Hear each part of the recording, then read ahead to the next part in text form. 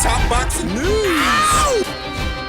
Okay, we'll start with this. A recent announcement from Let's Go Management. Let's Go Management, a managerial and promotional company that handles the careers of several fighters and some familiar faces. They announced late last month that they had just signed Ebony Jones, unbeaten up-and-comer that at least up until that point had been fighting under the Sky Sports and Boxer banner. Last in action in October of last year on the undercard of Shields versus Marshall, and I guess that Ebony has experienced a change in decorum. She actually does have a fight scheduled, but it's not on Sky Sports. It's not under the Boxer banner. Ebony is one of 2 or 3 fighters I was wondering about. I've been wondering, where's Georgia O'Connor? Where's April Hunter? Where's Ebony Jones? These were some of the first unbeaten up-and-comers Boxer signed upon the separation of Matchroom from Sky Sports. They enlisted the aid of Boxer to fill their shoes and take their place. Now, Boxer still retains many of the familiar faces you would expect them to retain, like Natasha Jonas and Savannah Marshall, Lauren Price, Karis Ardingstall, Carolyn Dubois. But at least 3 or 4 of the fighters that Boxer started out with, they're not with them anymore. We know that Shannon Ryan, she crossed over to Matchroom from Boxer. Could it be that Boxer is trimming the fat, shedding the excess? Because, Shannon's not with them anymore. I'm not sure what's going on with Georgia O'Connor or April Hunter. Ebony Jones has got a fight coming up, but it's not a Boxer show. Ebony Jones, who posted this to her social media, a caption that reads, "Bank holiday work this morning with Pierce. We are working hard day in and day out, making improvements every week. The best thing I done was moving my life up to Sheffield. I couldn't be happier training at Steel City Gym. What a team to have around me and working alongside world-class fighters. Big things to come. Watch this space." Ebony campaigns in the women's featherweight division. We often talk about the proliferation of talent. All the unbeaten up-and-comers in the women's featherweight division. Karis Ardingstall, Raven Chapman. Ebony Jones in the UK. Australia's own Sky Nicholson. Germany's own Sarah Liegman and Sophia Leash. A lot of really good up-and-comers in the women's featherweight division.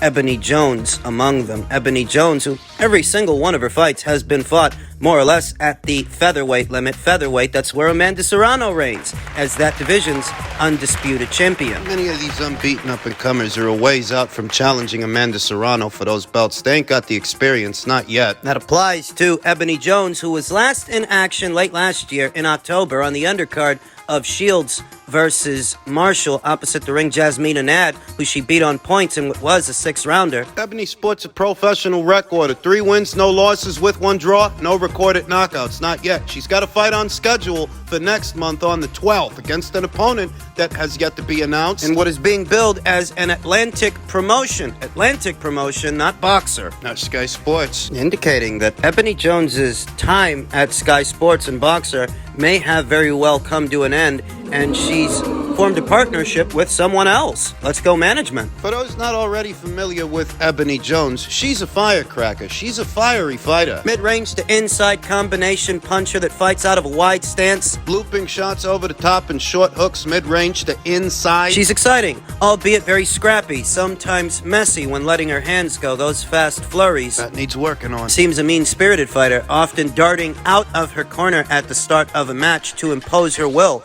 impose her aggression. Though, as stated, the work can get a little scrappy, a little bit messy mid-range to inside once she actually closes the gap. She's got to tidy that up. Now, one of Ebony Jones's standout qualities is her movement.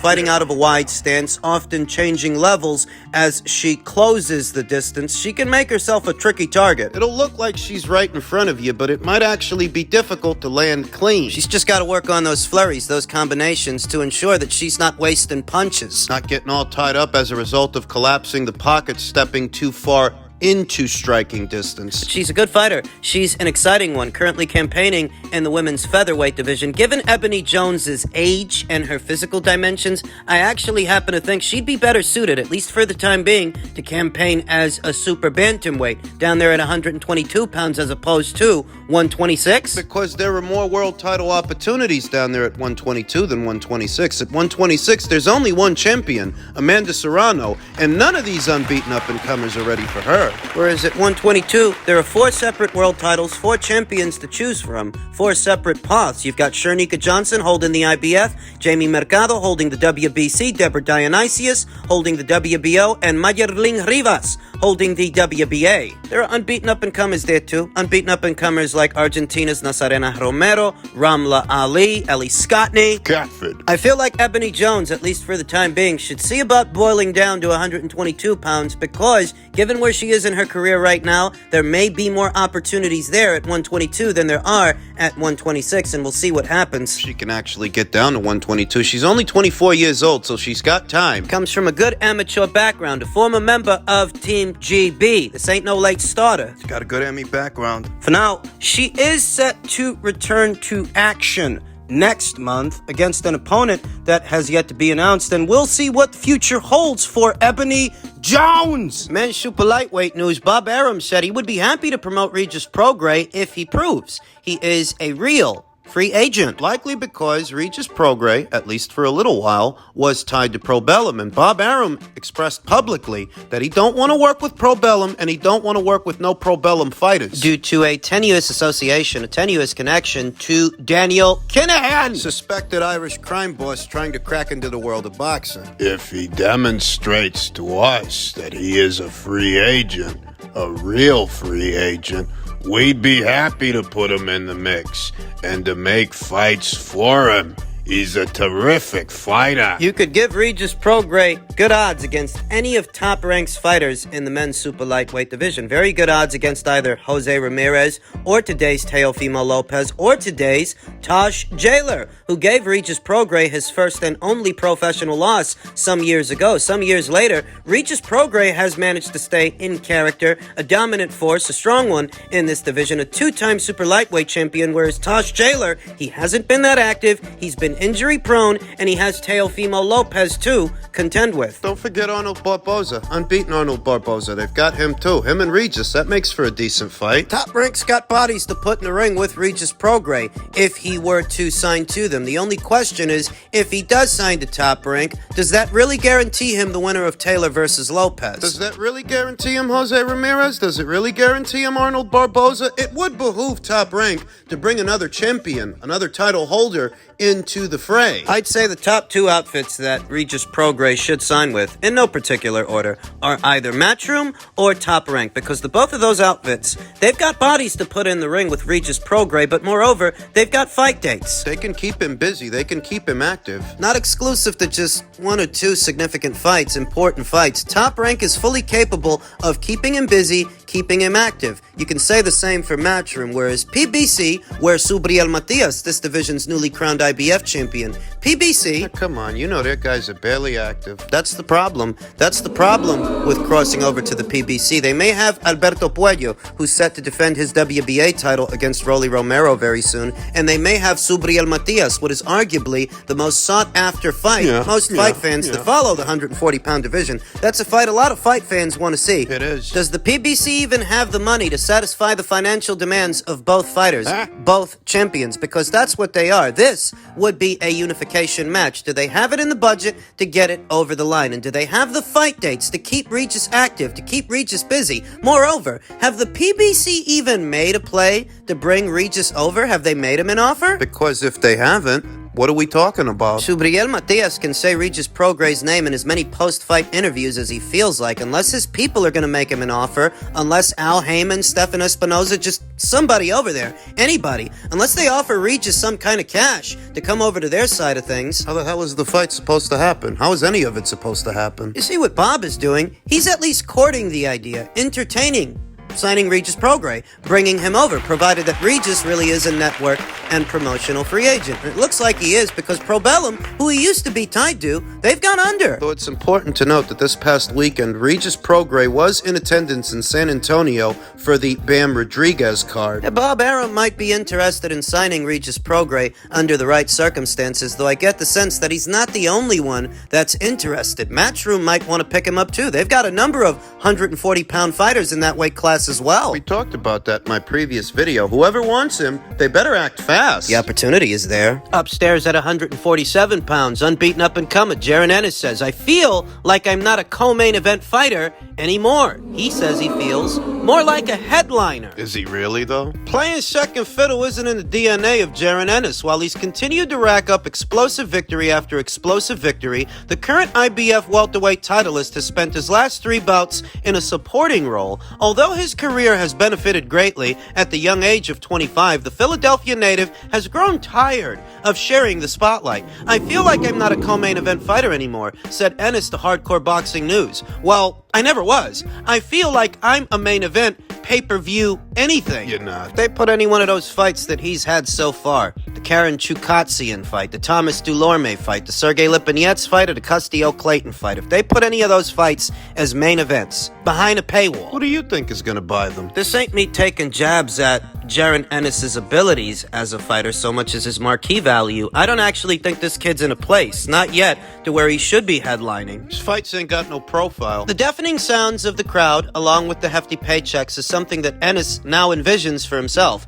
With his name linked to a number of highly ranked contenders at 147, Ennis is simply waiting to receive the call to make his return to the ring. When his line is ultimately given a buzz, he hopes that he'll be given the opportunity to headline his own show on the grandest of stages. Though it may not be entirely pragmatic currently, in his view, anything less than a main event slot will be a step in the wrong direction. I want to go to the next level. I don't want to go backwards. I want to go forward. And I don't blame him. For aspiring to become a big marquee attraction, a headliner, nobody ever got anything done telling themselves that they couldn't do it. So I get Jaron Ennis' desire to headline his own shows. I'm just saying that here today, he's not there yet. I feel like Jaron Ennis needs a crossover fight against a familiar face, a former champion. Somebody like Keith Thurman or Danny Garcia would be ideal, but those fighters, they don't want to risk it. For them, a fighter like Jaron Boots Ennis is a high-risk, low-reward. And ideally, that's when the network that's backing him, when the network that's backing Jaron Boots Ennis and believes in his abilities, they believe they can turn him into a draw, that's when they're supposed to step in. You have to pay to play. You have to invest.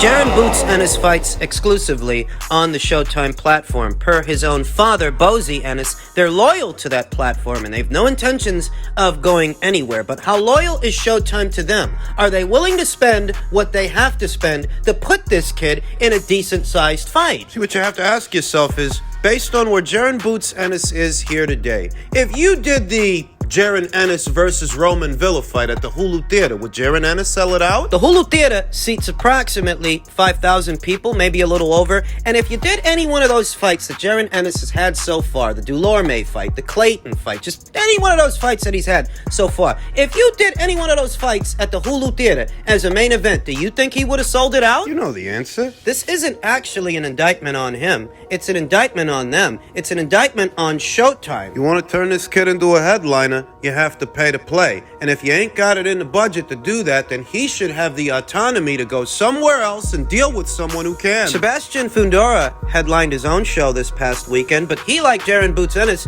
is not in a place where he should be headlining. And if you looked out in the crowd, you'd see that. Empty seats. Far from capacity. Now, Sebastian Fundora, he suffered a setback this past weekend, his first as a professional, whereas Jaron Boots Ennis is still an unbeaten fighter. You want to turn this guy into a draw, you want to turn him into a headliner. The story is that Terrence Crawford and Errol Spence Jr. are supposed to be fighting next. So what say you offer Keith Thurman some money to find his balls and go to work? He should be fighting Jaron Boots Ennis so that Jaron Boots Ennis, in effect, can cross over. Finally, in men's heavyweight news, per a tweet from Heavyweight Boxing UK, the Destroyer Ruiz is taking his training a lot more seriously than he did for his second fight with Joshua, and he appears to be back in the form he had when he defeated AJ in their first contest in June of 2019. He's been in Italy on vacation with his family, back in England, and we're talking to him, and we're looking for the best available guy for him to fight this summer in the UK, said Fury's promoter Bob Arum to Corner him in Boxing. Maybe it'll be Andy Ruiz, or somebody like that. That's not the first time we've heard Andy's name floated around as a possible opponent for Tyson Fury upon his return. Andy's name is one of 2 or 3 names they've floated. There's Andy Ruiz, there's a potential Joe Joyce fight. They played with the idea of doing a fight with Francis Ngannou, though. Many weeks and months later after that was floated, I don't think that idea ever actually got off the ground. Joe Joyce versus an Andy Ruiz fight. I think a Joe Joyce fight, provided that Joe makes it past Zhilei Zhang this weekend, is a bigger fight in the UK that would have a little bit more buzz to it than a Ruiz fight, but it's not as winnable as a Ruiz fight. Stylistically, the height, the length of Tyson Fury opposite the ring, Andy Ruiz, it would be very challenging for Andy to get within striking distance of Tyson Fury, whereas Joe's got a lot of size. I think Tyson Fury would elect to box long distance against the both of these guys, the both of these challengers, because they're both mid-range to inside fighters. One's just a lot bigger than the other, but they got the same sweet spot. Difference being that Joe Joyce is a taller, longer fighter than Andy Ruiz with longer legs, which make for longer strides, whereas Andy's got his virtues, mid-range to inside, he's a great combination puncher, counter puncher, and he's quick. Mid-range to inside he is. He's got fast hands at that distance, but he's got slow feet. Not saying that before he even gets to get mid-range to inside to let those combinations go, he's got to get close to you first, and given how tall Tyson Fury is, how long he is, how mobile, how agile, it would be very difficult for Andy to get within striking distance of this fighter, so it may not have the same marquee value as a Joe Joyce fight would in the UK, but it is a more winnable fight. Andy Ruiz is supposed to be going through some domestic issues with his ex-wife. The word is she kicked him out the house because she found out he was cheating. Could having that weighing over his head affect him in preparation, assuming he even gets this fight? Because it feels a lot like this fight is contingent upon what Deontay Wilder does next. And Deontay Wilder, Andy Ruiz, they were ordered to fight each other. We've no official word on who it is Wilder's going to be fighting next. Is it Andy? Is it someone else? Very immaterial right now at heavyweight when it comes to who Fury's going to be fighting, who Wilder's going to be fighting, who Andy's going to be fighting. It's murky. Though on the premise that it ends up being Andy Ruiz, well, he'd have to go to the UK for that fight. Questions as to what Frank Warren would have to offer Andy and whether or not it would be to Andy's liking, a certain dollar amount. Andy made a lot of money fighting Anthony Joshua the first 2 times, but I don't know that Frank Warren has that kind of payday for him when it comes to Fury. He likely doesn't, though beggars can't be choosers. Andy Ruiz doesn't have all that many options, at least not for big paydays. Paydays comparable to what he got fighting Anthony Joshua. This is one of the few. Don't get me wrong, you could put Andy Ruiz in a lot of fights right now, but not a lot of those fights are going to pay him like he got paid to fight AJ. The only big fight he could have on the PBC side of things is the Wilder fight. Outside of that, they've nothing to offer him. If by some chance that's not happening, this is an alternative. Fight Tyson Fury. Let's see if this fight isn't officially announced.